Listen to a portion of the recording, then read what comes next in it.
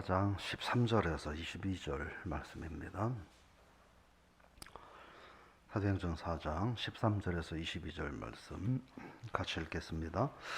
그들이 베드로와 요한이 담대하게 말함을 보고 그들을 본래 학문 없는 범인으로 알았다가 이상히 여기며 또 전에 예수와 함께 있던 줄도 알고 또 병 나은 사람이 그들과 함께 서 있는 것을 보고 비난할 말이 없는지라 명하여 공회에 나가라 하고 서로 의논하여 이르되 이 사람들을 어떻게 할까? 그들로 말미암아 유명한 표적 나타난 것이 예루살렘에 사는 모든 사람에게 알려졌으니 우리도 부인할 수 없는지라.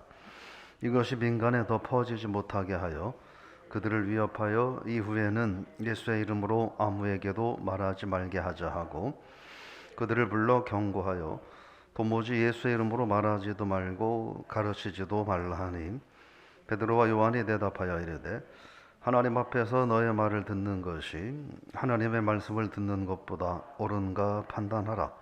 우리는 보고 들은 것을 말하지 아니할 수 없다 하니 관리들이 백성들 때문에 그들을 어떻게 처벌할지 방법을 찾지 못하고 다시 위협하여 놓아 주었으니 이는 모든 사람이 그 된 일을 보고 하나님께 영광을 돌림이라.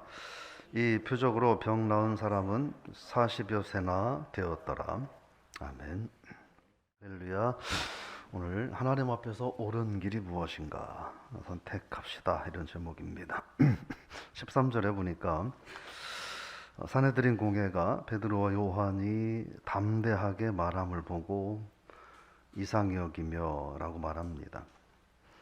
그러니까 이 사내들인 공회원들이 베드로와 요한에 대해서 사실은 선입견을 갖고 있었다, 이렇게 보는 거죠. 그게 무슨 선입견이냐 하는 거예요. 아무것도 모르는 사람들, 무지한 사람들이라고 하는 거예요. 근데 아무것도 모르고 무지한 줄 알았는데 사내들인 공회 그 위험 앞에서도 주눅들지 않고 당당하게 말하는 것을 보면서 놀랐다, 이런 얘기입니다. 그러면서 14절 보면 병 나은 사람이 함께 있는 것을 보고 비난할 말이 없는지라. 성전 미문에서 걷지 못하는 사람이 치유되었는데 지금 이것 때문에 문제가 됐는데, 그런데 그 당사자가 그 자리에 있기 때문에 이걸 더 이상 어떤 모함도 할 수 없게 되었다 하는 것입니다. 결국 이 사내들인 공회도 저 사람이 고침받은 사람이라고 하는 것을 인정한다는 거죠. 확실한 증인 앞에서 저 사람이 고침받은 사람이다라고 하는 거, 그거 그 자체는 인정을 하는데 뭐라 그럴까요?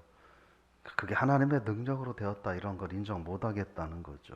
그러니까 이 정치하는 사람들은 여전히 똑같은 것 같아요. 이 사내들인 이스라엘 시대나 지금이나 정확한 사실과 팩트 앞에서 그거를 다 아전인수격으로 자기 편한 대로 해석해서 자기 마음 편하게 자기 이익되게 바라보려고 하는 관점이 여전히 있지 않나, 그런 생각을 해보고 15절에 보면 자기들끼리 좀 의논하겠다, 이렇게 말을 합니다. 뭐 때문에 그럴까요? 이 증인이 있고 또 그런 일을 행한 주체가 있는 상태에서는 뭔 얘기를 해도 설득이 되지 않을 거기 때문에 최대한 자기들이 유익한 방법을 찾아보려고 그렇게 모의를 하는 모습을 볼 수 있습니다. 16절입니다. 읽어볼까요? 이 사람들을 어떻게 할까? 그들로 말미암아 유명한 표적 나타난 것이 예루살렘 사는 모든 사람에게 알려졌으니 우리도 부인할 수 없는지라. 안전뱅이의 치유 사건이 베드로와 요한이 주장하는 대로 하나님의 능력으로 되었다는 것을 이들도 알고는 있었다는 거예요. 하나님의 능력으로 된 걸 알고 있었는데, 그러면 이제는 베드로와 요한의 메시지에 관심을 갖고 이제는 그걸 믿음으로 반응을 해야 하는데 이 사람들은 여전히 정치인이 뼛속까지 정치인이었나 봅니다. 그걸 믿음으로 반응하지 않고 자기들의 정치적인 이속으로 그 사건과 또 베드로와 요한의 증언을 받아들였다라고 하는 거예요. 그래서 17절에서 그런 얘기를 합니다. 더 이상은 사람들 사이에 퍼지지 못하도록 위협하자. 그리고 다시는 예수의 이름으로 말도 하지 말고 가르치지도 말라. 이렇게 하자라고 말을 하는 거예요. 사실은 종교 지도자들은 이 사람들이 그냥 단순히 종교 지도자가 아니라 국가의 모든 걸 다 책임지는 지도자들인데, 사실은 국가적으로도 이건 좋은 일인 거잖아요. 좋은 일인 건데, 그러면 국가적으로도 좋은 일이 일어났으면 이걸 좀 자기들의 영향력을 발휘해서 막 대대적으로 선전을 해야 되는데, 어떻게 하느냐? 더 이상은 이 얘기가 언급되지 않게 하자 하는 거예요. 이유가 뭐냐? 자기 자신들의 기득권이 무너질 것을 불편했기 때문이다 라고 하는 거예요. 그래서 성령의 역사를 위협으로, 그래서 입막음을 통해서 방해할 수 있다라고 생각을 한다는 거죠. 뻔한, 눈으로 볼 때 뻔한 걸 한다는 거예요. 그러면서 18절에 보면, 18절에 읽어봅니다. 그들을 불러 경고하여 도무지 예수 이름으로 말하지도 말고 가르치지도 말라. 그래서 사도행전 1장 8절의 말씀, 성령이 임하시면 예루살렘과 유대와 사마리아와 땅끝까지 내 증인이 되라 라고 말씀을 하셨는데, 이 사내들인 공회의 이야기는 사도행전 1장 8절에 성령의 임하심과 정반대되는 것을 말하라 라고 하는 겁니다.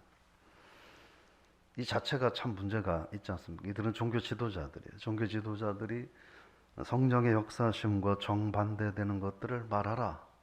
그것도 부탁이 아니라 위협하고 강요한다. 이 자체만 놓고 봐도 모양이 너무나 맞지 않는다 하는 거예요. 그것을 성령께서 베드로에게 지혜를 주셔서 바로 그 문제를 이야기하도록 하는 거예요. 19절 말씀 읽어봅니다. 베드로 요한이 대답하여 이르되 하나님 앞에서 너희의 말을 듣는 것이 하나님의 말씀을 듣는 것보다 옳은가 판단하라. 그 부분을 딱 짚어서 지금 하나님께서 베드로를 통해서 이야기하는 거예요. 뭐냐면 너희들의 협박과 그리고 하나님의 명령이 있다. 우리가 너희들이 협박을 들어야 맞겠느냐? 하나님의 명령을 따라야 맞겠느냐? 종교 지도자들이 마음으로는 그랬을 거예요. 속으로는 하나님 말씀 듣는 게 맞지 이 사람들아. 근데 내면으로는 뭐예요? 저 외적으로는 근데 우리의 기득권을 유지를 해야 되는데. 그러니까 이 종교자들의 내면에 복잡하고 성숙하지 못했던 문제점들을 파악을 할 수 있게 되었다 하는 것입니다. 그래서 그걸 지적을 하고 있는 거예요. 너희들은 하나님의 뜻을 정면으로 거역하고 있다 라는 것을 말을 하고 있다는 겁니다. 그러면서 20절 말씀에서 하는 말이 우리는 보고 들은 것을 말하지 않을 수 없다. 즉 그 일의 목격자고 그 일의 당사자들이기 때문에 라고 하는 거예요. 그래서 말하지 않을 수 없다라고 하는 말은 그런 뜻이에요. 보고 들은 거기 때문에 우리는 무조건 말해야 된다. 그런 명령도 있지만 말 의미도 있지만 하나님의 말씀이기 때문에 하나님의 명령이기 때문에 하나님의 말씀과 하나님의 명령과 하나님의 뜻을 인간들의 계획과 뜻과 명령에 의해서 우리는 포기할 수 없다, 거부할 수 없다라는 확고한 마음을 얘기를 하는 겁니다. 그러니까 이 사내들인 공회가 말하죠. 방법을 찾지 못했다. 결국 그들이 할 수 있는 건 위협하고 놓아줬다. 왜냐? 그것을 모든 사람들이 봤고 또 하나님께 영광을 돌리는 모습을 보았다라고 하는 거예요. 여기서 잘 봐야 하는 게 모든 사람들이 그 된 일을 보고 하나님께 영광을 돌립니다. 21절에서 하는 이야기는 뭘 얘기하는 거냐면 두 가지예요. 모든 사람들이 하나님께 영광을 돌렸다는 이야기를 하고 있는 거고, 그런데 유독 사내들인 공회 그 못난 종교 지도자들만 자기들의 기득권을 유지하기 위해서 하나님께 영광을 돌리지 않았다. 근데 그들도 이것이 하나님의 역사에 의해서 되어진 일이라는 것은 알고 있었다. 그래서 모든 사람은 영광을 돌리는데 그럼에도 불구하고 내 기득권을 유지하려고 그들은 그것을 외면했다라는 말을 하는 거예요.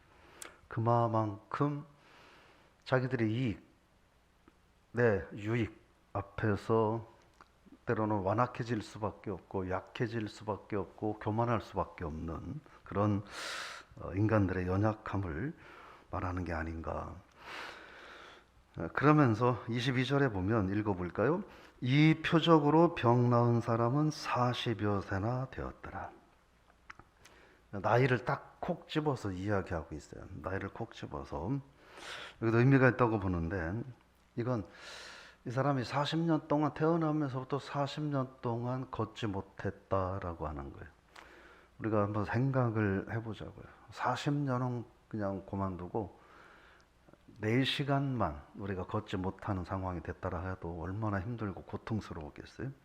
그만큼 이 사람의 지나온 삶이 40년의 삶이 고통의 시간이었다라고 하는 거예요. 근데 그 나이를 콕 집어서 그런데 이제 40살에 이 사람이 나음을 받았다 라고 말하는 것은 뭐가 있냐면 지난 40년 동안 나면서부터 걷지 못하기 때문에 고통의 기간을 보냈는데 이제 예수의 은혜로 나이 40에 치유함을 받았으니 남은 인생은 하나님 영광 위에서 살아야 한다라는 것을 말하고 있다고 볼 수 있습니다. 정리해보면 종교 지도자들의 교만함을 보면서 걷지 못하는 자가 걷고 뛰고 하나님을 찬양하는 것을 보고 저것이 하나님의 역사다라고 하는 것을 알면서도 그것보단 내 이익이 더 좋았던 종교 지도자들의 모습을 우리가 한번 생각해 볼 필요가 있다는 거예요. 어떻게 보면 뭐 인간이니까 당연히 그럴 수 있지라고 하는 이해도 가능할 것이라고 봐요. 그건 정말 아주 좋게 생각해 줄 때 그렇고 오늘 본문의 내용을 보고 전체적인 흐름을 놓고 볼 땐 이들은 아주 완악한 자들이다. 어떤 경우도 내 이익은 조금도 손해보지 않으려고 하는 그런 아주 완악한 자들이다. 이게 왜 가능할까? 지금껏 그렇게 살아왔기 때문에 살아왔기 때문에 다른 무엇 때문에 내 기득권을 뺏기는 것은 원하지 않고 앞으로도 원하지 않고 절대로 원하지 않는다 하는 이 모습을 봅니다. 그런데 그게 하나님의 영광을 가리는 일이라는 하나님 기뻐하는 삶과는 무관한 삶이다라고 하는 거예요. 우리가 그래서 오늘 말씀을 보면서 내가 세상에서 세상적으로 유익하고 이익이 되는 것들을 얻기 위해서 근데 그게 하나님의 영광과 때로는 상충할 때 우리가 어떻게 해야 될 것인가? 그에 대한 대답은 오늘 이 사내들인 공회와 베드로와 요한의 관계에서 우리가 해답을 찾을 수 있어요. 사내들인 공회 사람들은 내 이익을 위해서 하나님의 영광을 버린 사람들이고 베드로와 요한은 하나님의 영광을 위해서 내 유익과 편리함을 포기한 사람들이에요. 그래서 그들에게 체포되고 무시당하고 위협받았다라고 하는 거예요. 근데 그럼에도 불구하고 그들은 그들의 압박에 굴복하지 않았다. 그래서 그들의 관점은 그거예요.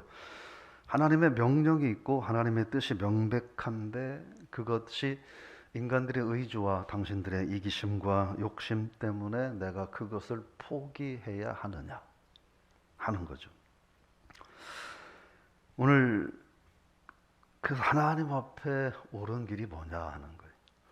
하나님 앞에 옳은 길은 근데요 바리새인과 사두개인들 이 종교 지도자들도 그 자기들은 옳은 결정이라고 생각을 했을 거예요. 그런 생각을 하지 않았으면 이런 어리석은 행동들은 하지 않았겠죠. 사람들은 모두가 다 내 말이 옳고 내가 옳다고 생각을 해요. 왜요? 그 기준이 내 이익이기 때문에 내 유익이 나에게 해가 되지 않고 내가 득이 되는 걸 우선으로 따지기 때문에, 그래서 그게 되면 이게 때로는 불법이고 잘못됐어도 옳지 않고 정당하지 않은 것이도 옳다라고 판단을 한다는 거예요. 근데 베드로와 요한은 달랐어요. 이것이 이들에게 인간적으로 별로 유익될 게 없었어요. 그들에게 모욕을 당해야 했고 무시를 당해야 했고 자칫 어쩌면 더 큰 위험을 당할 가능성도 있었는데, 그럼에도 이들은 포기하지 않았다는 거예요. 그래서 하나님 앞에 옳은 길은, 하나님 앞에서 옳은 길은 내가 생각할 때 옳은 길이 아니라, 내가 손해를 봐도 그게 하나님께 영광이 되고 그게 하나님의 교회에 유익함이 되고 하나님의 거룩함을 드러낼 수 있다면 그게 하나님 앞에 옳은 길이라는. 근데 이 길 결정을 하기가 쉽지 않죠. 쉽지 않아요. 누구나 다 쉽지 않아요. 그래서 무엇으로 가능하냐? 성령의 능력으로 가능하다. 그러므로 오늘 저 여러분들이 베드로와 요한과 같이 성령의 충만함을 힘입어서 하나님 앞에 옳은 길을 선택하는, 근데 그 선택이 결코 쉽지 않다. 왜요? 내 이익을 포기해야 하고 그 정도가 아니라 위협도 감내해야 하고 라고 하는 거예요. 오늘 저분들이 하나님 앞에 하루를 살아갈 때 그 마음으로 오늘 하루를 살 수 있기를 바랍니다. 근데 하나님, 제가 오늘 하루 하나님 앞에서 옳은 길을 선택하는 신앙인이 되게 해달라고. 때로는 하나님 앞에 옳은 길을 선택하기 위해서는 세상적인 이익도 잃을 수 있고 위협도 받을 수 있다는 것도 알게 하시고, 그러나 그럼에도 불구하고 하나님 앞에서 옳은 길을 선택하는 신앙인이 되게 해달라고 그렇게 기도하는 저와 여러분들이 될 수 있기를, 그래서 하나님께 영광 돌리는 삶이 될 수 있기를 제 이름으로 부탁을 드리며 축복합니다.